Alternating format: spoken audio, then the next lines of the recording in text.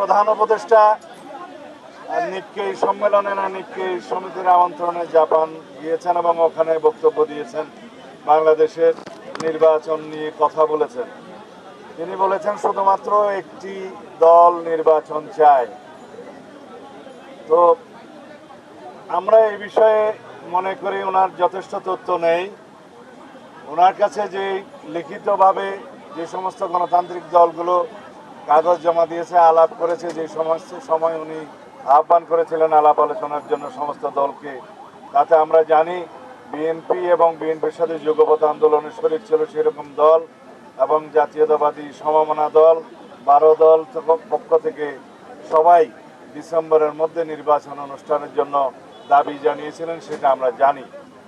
তবে তথ্যগত ভুলের কারণে যদি তিনি সেটা বলে থাকেন, সেটা আমি এই বিষয়ে কোনো সমালোচনা করব না।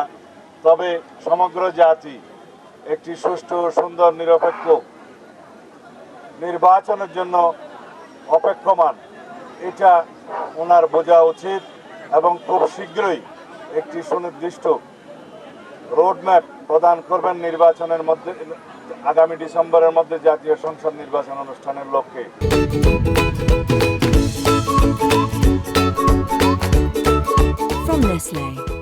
কথা একটাই পরিষ্কার, যে সমস্ত সংস্কার এবং বিচারের কথা বলা হচ্ছে এগুলো চলমান প্রক্রিয়া।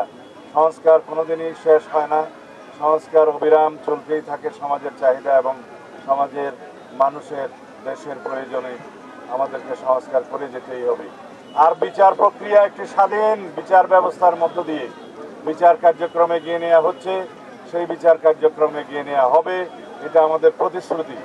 বাংলাদেশের জনগণের চাহিদা, শহীদের রক্তের আকাঙ্ক্ষা, এদেশের মানুষের প্রত্যাশা, এদেশে অবশ্যই খুনি ফ্যাসিস্ট শেখ হাসিনা, তার দল, তার দোসরদের অবশ্যই সমস্ত অপরাধের জন্য কাঠগড়ায় দাঁড়াতে হবে, বিচার কার্য সম্পন্ন করা হবে।